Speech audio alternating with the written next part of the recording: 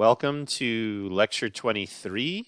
This lecture is going to be a continuation of scattering in 3 dimensions. In this lecture, we're going to convert the plane wave scattering amplitudes into spherical amplitudes so we can analyze the scattering as spherical waves coming off of the spherical scattering center that we're scattering off of. And this exercise is fairly technical, but it's pretty straightforward. We're essentially using the identity that you all should know about the relationship between a plane wave expressed in Cartesian coordinates, which is just e to the ikx, and the plane wave expressed in spherical coordinates, which involves the spherical Bessel functions and the spherical harmonics. So we'll be using those identities and then further identities of the spherical harmonics to take our Lippmann-Schwinger equation written in terms of the retarded Green's function and expressing it in a form where we have separate equations for each of the different spherical scattering amplitudes. And then we'll go through an example of how we solve this for a relatively simple problem that involves scattering from a potential that is described by a delta function. But not a delta function at the center at a single point. This will be a delta function that is on a spherical shell of a fixed radius that we'll call A. All right, so let's go ahead and get started. The first part is the decomposition of the plane wave into the different spherical components. That's called partial wave scattering. So again, we're going to have our central potential V of R. It has no angular dependence. Our Lippmann-Schwinger equation is psi k of r is equal to psi 0 k of r plus the integral d cubed r prime, v of r prime, g0 plus of r prime e, psi k of r prime. G0 plus of r prime e is minus m over 2 pi h bar squared, e to the ik modulus of r minus r prime over modulus of r minus r prime, which is just the matrix element of that Green's function in the coordinate basis. We're going to define the z direction to lie along the direction of the wave vector k. That is the direction of the incident waves that are coming into the scattering. And then we can re-express psi 0 of k as 1 over the square root of 2 pi cubed e to the ik dot r cosine theta. Theta is the angle between r and the z-axis. Now we're going to use that expansion of the plane wave in terms of the spherical waves.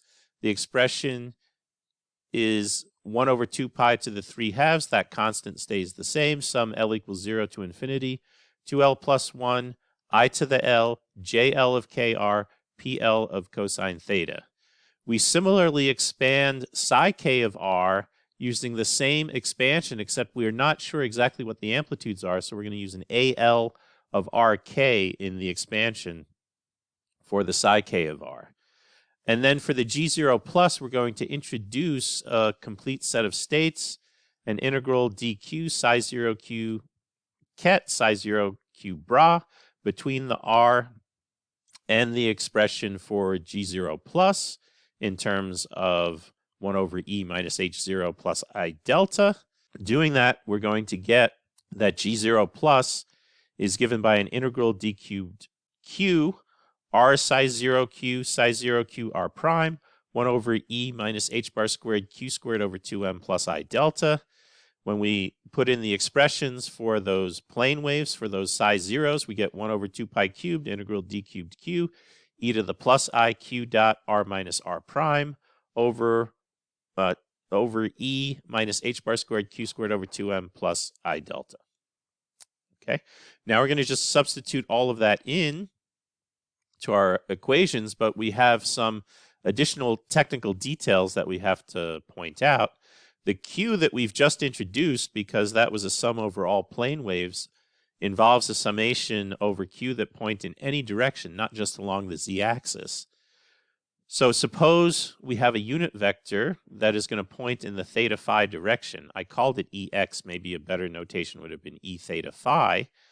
Then we can express YLM of theta phi to denote the spherical harmonic expressed in that direction with respect to that axis.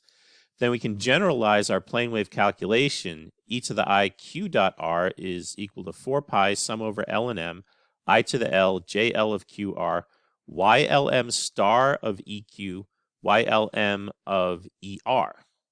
EQ being the unit vector that corresponds to the theta phi direction, and ER being the unit vector corresponding to the direction of the vector R. And similarly, e to the minus IQ dot R prime is given by 4 pi sum over L M prime minus I to the L prime. There it's actually L prime M prime minus I to the L prime, JL prime, QR prime, YL prime M prime EQ, YL prime M prime star ER prime.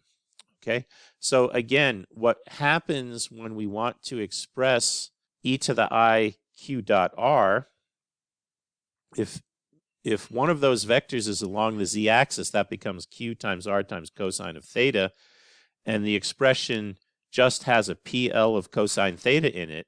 On the other hand, if the q and the r are pointing in some arbitrary directions, we can instead write it in terms of the product of two YLMs. And this is just a relationship, an identity, if you like, of the spherical harmonics that essentially comes about by introducing a complete set of states into the definition of the spherical harmonics themselves. So we have these two formulas. Those are what we're going to be using in our expression for the Green's function. Of course, things are now going to get somewhat complicated because I have these two summations. This G0 plus becomes 1 over 2 pi cubed, 4 times 4 pi squared, sum over LM, sum over L prime M prime, integral d cubed q, I to the L minus I to the L prime, JL of QR, JL prime of QR prime, YLM star of EQ, YL prime M prime of EQ, YLM of ER, YL prime M prime star of ER prime, and then this 1 over E minus H bar squared Q squared over 2M plus I delta. Now, when we're integrating over dq, we're going to be going into the spherical coordinate system. We're going to represent that as a integral with a q squared dq and a d omega q, but there is a relationship because of orthogonality of the spherical harmonics. So an integral over the spherical angular measure d omega q of YLM star of EQ, YL prime M prime of EQ, because those YLMs form an orthonormal set, and because I'm integrating over all of the angles there with the appropriate weighting for the surface of a sphere, that's going to give me a delta MM prime, delta LL prime, because it's essentially the overlap of LM with L prime M prime, because you can think of that as the YLM star is a LM EQ ket, and the YL prime M prime is a EQ bra L prime M prime, and the integral over the angles with that EQ ket bra sandwich is just the identity. So we essentially get just the overlap between these two angular momentum states, and because of the orthonormality of the angular momentum states and of the spherical harmonics, we get this incredible simplification. So it's going to allow us to remove one of the summations, and it's going to provide a much more simple formula. So we plug that in, and we're going to find that we get the coefficients out in front are 2 over pi. Now I just have the single sum over L and M, integral 0 to infinity dq, q squared. That's that leftover measure from the conversion to spherical coordinates for the integration over q. JL of QR, JL of QR prime, YLM of ER, YLM star of ER prime, divided by E minus H bar squared Q squared over 2M plus I delta. Now, there's an identity that the spherical Bessel functions have. They are odd or even functions depending on L. It's essentially coming from the parity of the spherical harmonics. Remember, S waves are even, P waves are odd, and so forth. So JL of minus QR is equal to minus 1 raised to the L of JL of QR. The parity of the spherical Bessel functions goes exactly like the parity of the spherical harmonics. S waves are even, P waves are odd, D waves are even, and so forth. So we have this parity result for the spherical Bessel functions. JL of minus QR is minus 1 to the L, JL of QR. What I'm going to do is I'm going to increase the integration range because the Q appears as a Q squared in the denominator, so it's even there. And this property of the JLs means that the product of two JLs is also an even function. And so I have an even integrand. That means I can extend the integral to minus infinity to infinity by dividing by a factor of 2. So that 2 over pi is going to become a 1 over pi. I'm going to factor in h bar squared over 2m out of the denominator, writing the e as h bar squared k squared over 2m. And then I'll still have the sum over lm ylm of er, ylm star of er prime. But now the integral goes from minus infinity to plus infinity dq q squared jl of qr jl of qr prime divided by k squared minus q squared plus I delta. We're going to use the fact that PL of cosine theta is the square root of 4 pi over 2L plus 1 YL0 of ER. We're going to use that to replace all the PL of cosine thetas from all of the different expressions. So we're going to go back to that original Lippmann-Schwinger equation that we had, which had the psi of k on the left-hand side. That's going to become the sum L equals 0 to infinity, square root of 2L plus 1 I to the L, AL of RK YL0 of ER, equals the sum L equals 0 to infinity square root of 2L plus 1 I to the L JL of KR YL0 of ER. That's the psi 0k plus the integral d cubed R prime V of R prime 1 over pi 2m over h bar squared. The sum over L prime M prime Y L prime M prime of ER Y L prime M prime star of ER prime integral minus infinity to plus infinity dq q squared JL prime of QR JL prime of QR prime, k squared minus q squared plus I delta times the sum over L, the square root of 2L plus 1 I to the L, A L of R prime K, YL0 of ER prime. So that's plugging now that G0 plus into our full expression and replacing those PL of cosine thetas by YL0s with the appropriate constants in front. Now, the integral over r prime can be written as an integral from 0 to infinity dr prime, r prime squared integral d omega er prime. That integral over omega er prime, you see we have these spherical harmonics, a yl prime m prime star of er prime and a yl0 of er prime. Using the orthogonality of those spherical harmonics, we'll get a delta m prime 0, a delta ll prime. We're going to substitute that in. That's going to get rid of some summations. We're going to just be left with the sum over L. And the right-hand side of that big equation is going to become the sum L equals 0 to infinity, square root of 2L plus 1 I to the L, JL of KR, YL0 of ER. That's the same. We didn't do anything with that. Plus the integral from 0 to infinity dr prime, R prime squared, V of R prime, 2m over pi h bar squared, sum L equals 0 to infinity YL0 of ER, times this integral over q, integral minus infinity to plus infinity dq, q squared JL of QR, JL of QR prime, over k squared minus q squared plus I delta, times the square root of 2L plus 1, I to the L, AL of R prime k. You can see this really gets to be a big kind of messy expression, but we really have simplified it a lot by using the orthonormality of the spherical harmonics. That has really come in to save the day for us and make this much less messy than it could have been. All right, now what we're going to do is we're going to now pull out an equation, because you can see we have this integral over r prime. We're going to be equating for each L in the summation. All of our terms have a sum from L equals 0 to infinity of terms that have YL zeros in them. So the coefficients of those terms have to be the same. That means that we can get an equation for the coefficients. We find AL of RK is equal to JL of KR plus 2m over pi h bar squared, integral 0 to infinity dr prime, r prime squared V of R prime, AL of R prime K, this integral over q, integral minus infinity to plus infinity dq, q squared JL of QR, JL of QR prime over k squared minus q squared plus I delta. Now you see we have an AL appearing on both sides. The AL is a function of r prime on the right-hand side with an integral. So this is actually an integral equation for those partial wave amplitudes, AL of RK. Let's examine the asymptotic behavior when R is large. So when R is large, JL of KR goes like 1 over KR sine of KR minus L pi over 2. The integral over Q, as you might expect, can be evaluated by a contour integration. We have to use the analytic properties of the Bessel functions, which tell us where the poles of the Bessel functions lie.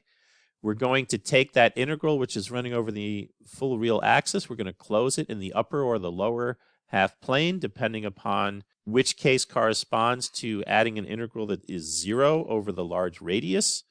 And then we're going to evaluate the expression at the pole. This is done in Gottfried's book. I'm not going to repeat it for you here. But what you find is that that integral, and I'm not going to even write out the full expression of that integral, when we evaluate it in the limit as r goes to infinity, and then we look at the expression for the amplitude, let me move up just a little bit here to explain.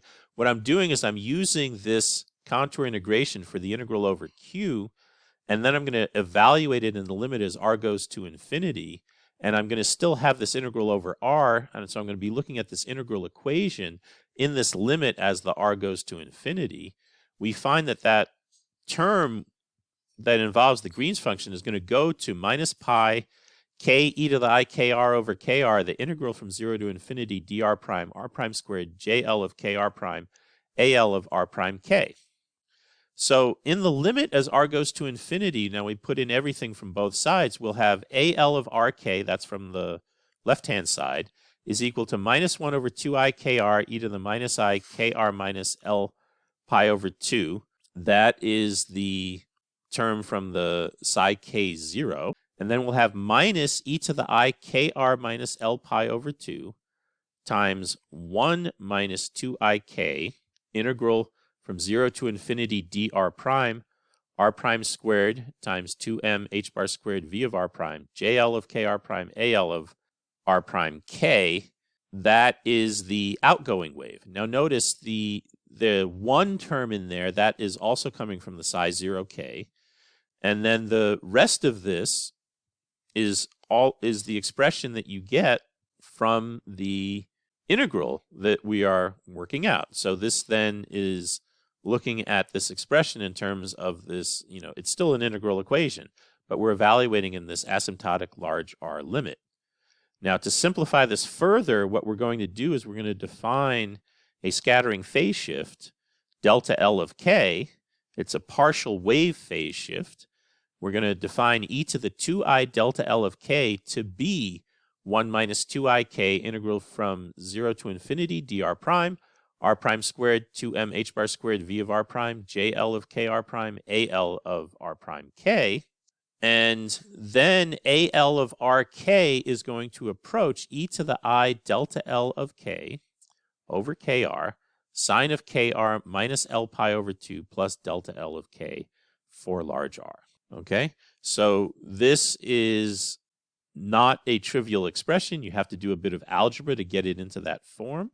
I do encourage you to give it a try. I find it's easiest to do by actually expanding the sign in terms of the definition of sine in terms of the exponentials, and then verifying that when I use that definition of the e to the 2I delta L of k in the expression above, that I can get that it is in the form of the expression above. So one is then able to verify that this is the correct expression.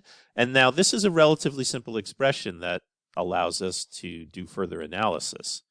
We're going to write our scattering amplitude, f of k prime k, which we can think of as f of k theta, where theta is the angle that k prime makes to k. Remember, with elastic scattering, the k and the k prime will be the same magnitude. Then f of k theta is 2 pi to the 3/2, the limit r goes to infinity, psi k of r minus psi 0k of r, times r e to the minus I kr. And when we plug in our results for psi k and for psi 0k, that'll be the sum. L goes from 0 to infinity, I to the L, 2L plus 1, PL of cosine theta. The limit r goes to infinity of AL of RK minus JL of KR times R e to the minus I KR. Now, when we plug in what AL is in terms of that scattering angle, what we find is it's equal to the sum L equals 0 to infinity, I to the L, 2L plus 1, PL of cosine theta, e to the 2I delta L of K minus 1 over 2IK I to the L. So the F of K theta becomes the sum L equals 0 to infinity, 2L plus 1, PL of cosine theta, e to the I delta L of K sine delta L of K over K. We get that last form by factoring out an e to the I delta L of K and using the definition of the sine and so forth. We're now going to define partial wave scattering amplitudes, FL of K theta, to be equal to 2L plus 1 PL of cosine theta e to the I delta L of K sine delta L of K over K. And then FL of K is equal to e to the I delta L of K sine delta L of K over K. All the theta dependence is coming from the PL of cosine theta. And you can see the scattering amplitude is determined entirely by K and the partial wave phase shift, scattering phase shift. This is again why we say all of the information about the scattering is encoded in those partial wave phase shifts. Okay, so FL of K, you can now plug in to that expression, re-express it in terms of the integral with the scattering amplitude. It's minus the integral from 0 to infinity dr, r squared, JL of KR, 2m over h bar squared, v of r, AL of r, comma k. The imaginary part of that is going to equal, we're now looking at the expression above in terms of the scattering the scattering phase shifts. The imaginary part of FL of K is 1 over K sine squared delta L of K, and that has to equal K times the magnitude squared of FL of K, which is essentially like the optical theorem. So if I look at the FL of K and I take the modulus squared of that, I'll get sine squared delta L of K divided by K squared. If I multiply it by a K, that equals 1 over K sine squared delta L of K. So you see this is just like the optical theorem, but now for each partial wave. So the partial waves satisfy this relationship that the imaginary part of the inverse of FL of K is equal to minus K. So let's take a look at that. If I look at FL of K inverse, that will give me an e to the minus I delta L of K, K over sine delta L of K. If I take the imaginary part of that, the sine from the I delta, e to the I delta L of K will cancel with a 1 over sine delta L of K. I'll just be left with a minus K in that expression. Because when I take F of K inverse, it's e to the minus I delta L of K that I have to work with. So the imaginary part of FL of K inverse is equal to minus K. That again is a very interesting identity that will always hold, even though we haven't explicitly solved the integral equation. All right? So it's pretty remarkable that you can get such a result without even knowing what the scattering phase shifts are. All right, let's move on. We're going to look now at the total scattering cross-section. That's the integral over d omega k, f of k cosine theta squared. We have the sum over L and L prime, 2L plus 1, 2L prime plus 1, integral d omega k, PL of cosine theta, PL prime of cosine theta, e to the I, delta L minus delta L prime. Those are all of k, sine delta L of k, sine delta L prime of k, divided by k squared. We can use the only theta dependence that we have in here is in the PLs, and those guys are orthogonal. So we can do that integral. It's going to set L equal to L prime. There's some constants you have to work out, but you find when all the dust settles that you get sum over L 2 times 2L plus 1, sine squared delta L of k over k squared times 2 pi. And we finally get that the scattering cross-section is 4 pi sum L equals 0 to infinity, 2L plus 1 sine squared delta L of k over k squared. Again, determined entirely by the phase shifts and has this relatively simple formula. So now what this tells us is when we go and we solve a scattering problem, our goal in the end is going to be to determine what these phase shifts are. Because once we have the phase shifts, we can get the scattering cross-section, and we can get the differential scattering cross-section, and we can get the total scattering cross-section just by summing up expressions that are related to those partial wave scattering phase shifts. All right? The Born approximation for this will be replacing AL of RK with JL of KR. Then we have a simple integral that we have to evaluate. We still have to evaluate this integral. So e to the 2I delta L of K in the first Born minus 1 will be equal to minus 2ik integral from 0 to infinity dr, r squared JL squared of KR, 2m over h bar squared v of r. That is approximately equal, because the Born phase shifts are small, e to the 2I delta Born of k minus 1 is approximately equal to 2I delta L Born of k. So the delta L Born of k is approximately equal to minus k 2m over h bar squared integral from 0 to infinity dr, r squared JL squared of kr v of r. And now essentially, if you look at all of the summary of these expressions that we have, we've essentially boiled everything down essentially to a cookbook. You just input v of r, you have to do some complicated integrals, and you can essentially get everything that you want. All right? We're now going to end the lecture with an example, but as I had explained before, all examples with scattering in 3D are unholy messes. So even an example that is as simple as an attractive delta shell potential is going to be kind of unpleasant to work through. So the delta L potential is a V of R that's given by minus h bar squared over 2m times lambda. Lambda is bigger than 0. The minus sign means it's attractive. And a delta of R minus A, which means this is a scattering shell potential at a shell whose radius is A. We call A the range of this attractive delta shell potential as opposed to just the radius. The special name in scattering that we use is called the range. Now, let's go ahead and evaluate the expression, this expression for the Green's function, 1 over pi integral minus infinity to plus infinity dq, q squared JL of QR, JL of QR prime over k squared minus q squared plus I delta. This can be evaluated using those contour methods. This is from Gottfried. You'll get the minus ik JL of KR, JL of KR prime plus I eta L of KR prime when R is less than R prime, and JL of KR plus I eta L of KR times JL of KR prime when R prime is less than R. We then can calculate AL of RK minus JL of KR. We'll get 2m over h bar squared integral from 0 to infinity dr prime squared, R prime squared v of R prime, AL of R prime k times this expression minus ik and these two different choices depending upon whether R is bigger than R prime or R is less than R prime. We plug that in. We can do the integrals immediately because of the delta function. The v of R has a delta function in it, remember that.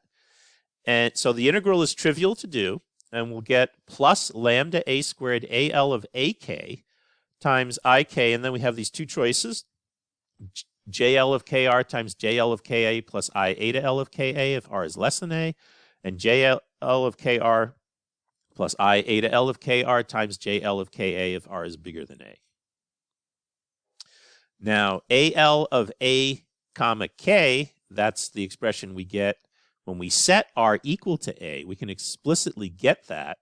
That is equal to JL of KA divided by 1 minus IK lambda A squared, JL of KA times JL of KA plus I eta L of KA.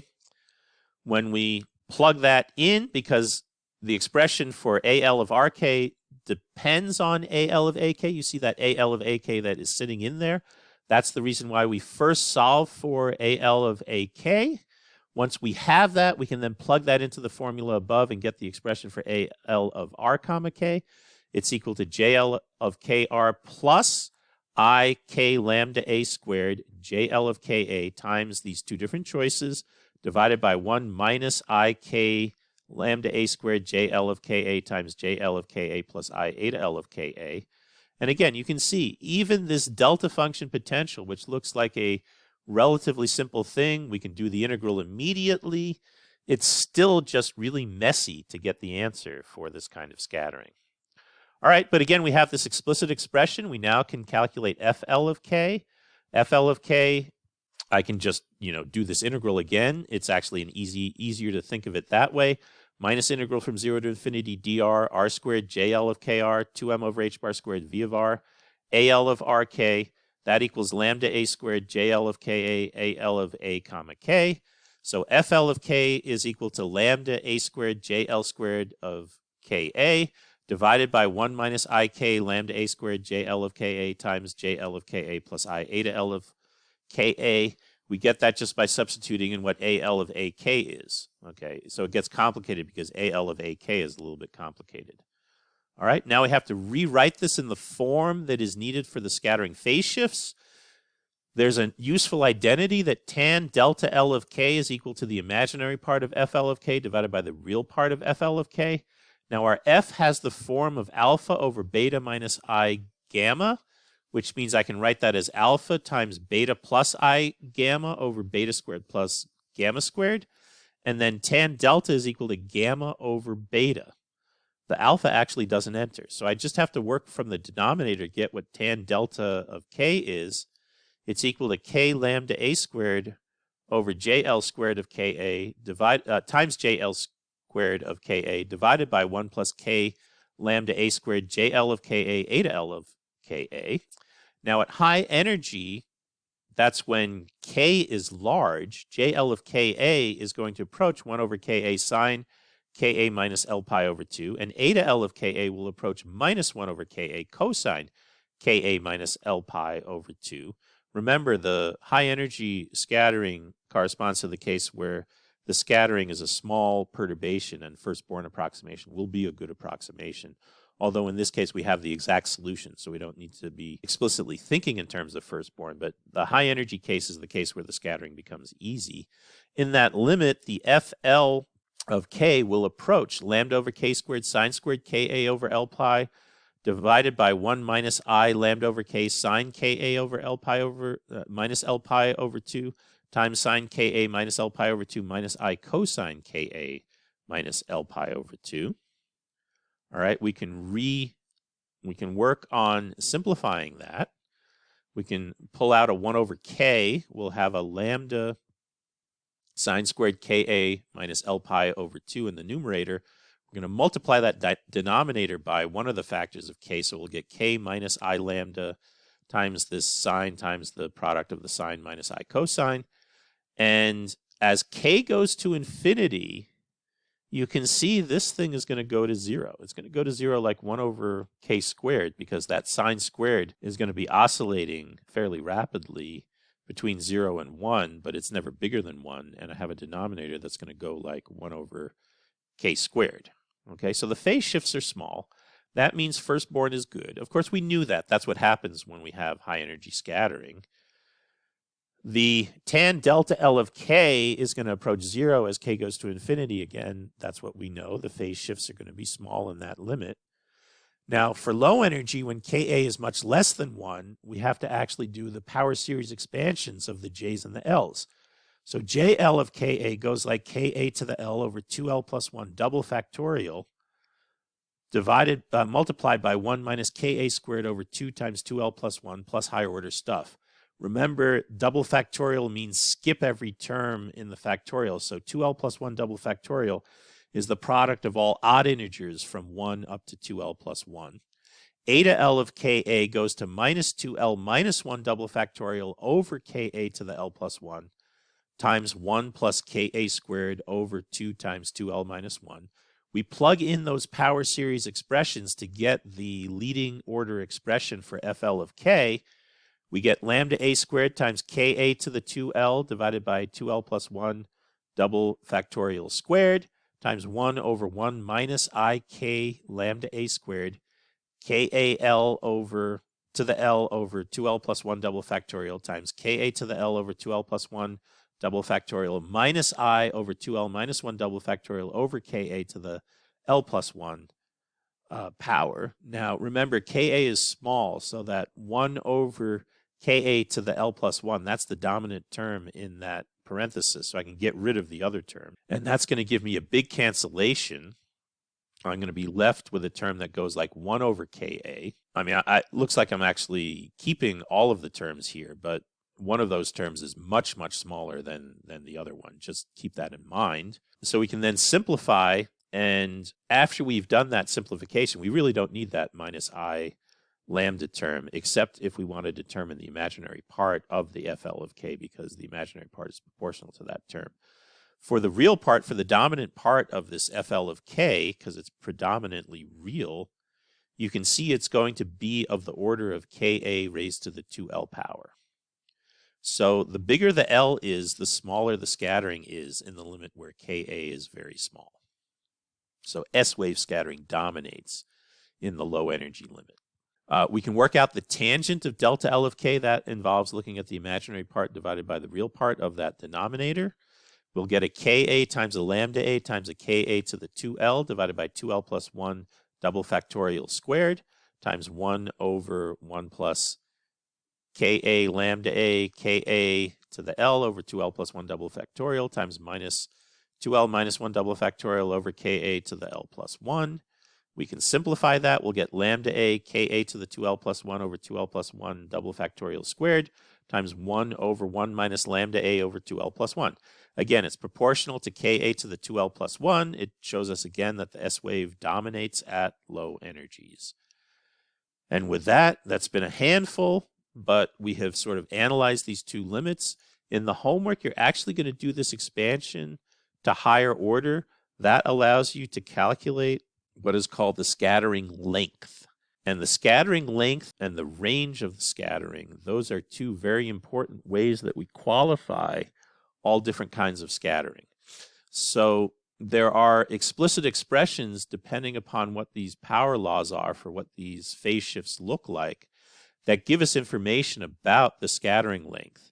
And in the next lecture, we're going to be talking a lot about the scattering length in this low energy limit, because there is a resonance that occurs in that scattering length, in the scattering. It's called a Fetchbox resonance. And this is a very important result in atomic physics. It's very important in examining these ultra cold atoms in optical lattices and other kinds of ultra cold atomic experiments that were pioneered in the mid-1990s and have become a very large enterprise with a lot of interesting results and a lot of Nobel Prizes that have been won in that area for this really remarkable work.